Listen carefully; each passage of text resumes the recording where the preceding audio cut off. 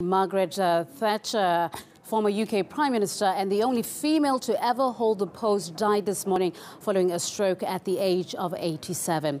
Archie's Andrew Farmer brings the insight on the life and the legacy of the woman known widely among her many admirers as the Iron Lady.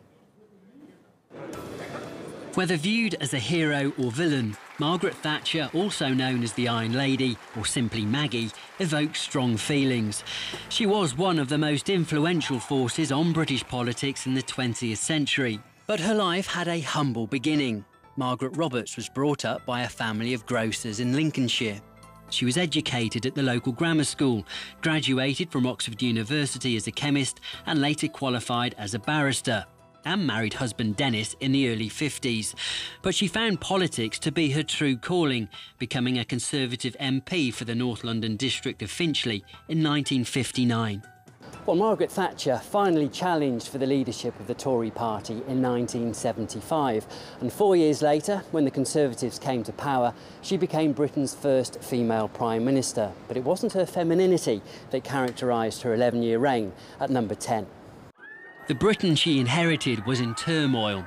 Unemployment and inflation were rampant, as was industrial unrest.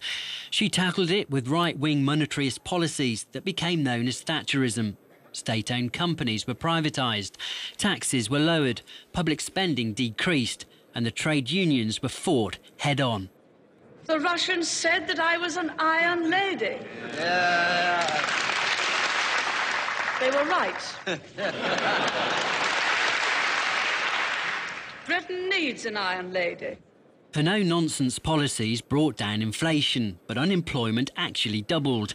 And during her first term, opinion polls showed she was Britain's most unpopular Prime Minister ever. But that was turned on its head by a handling of the Falklands War. A year before the next general election, Argentina invaded the islands. Thatcher sent a British task force to get them back, and victory boosted her popularity in time to win a second general election in 1983.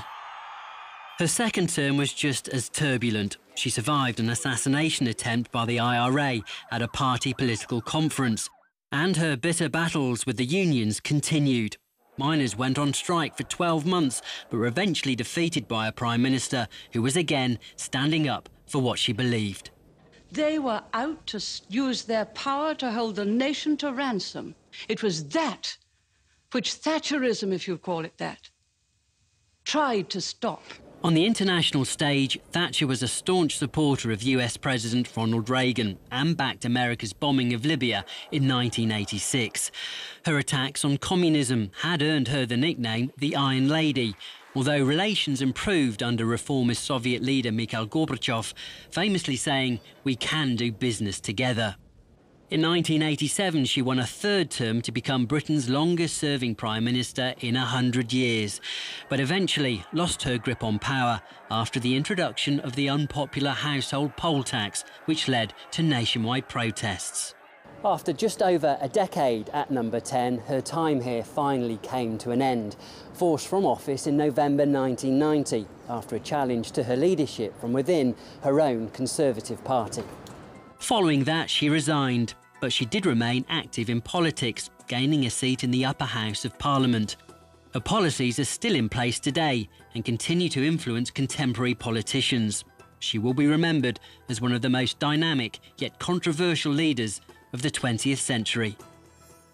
Andrew Farmer for RT.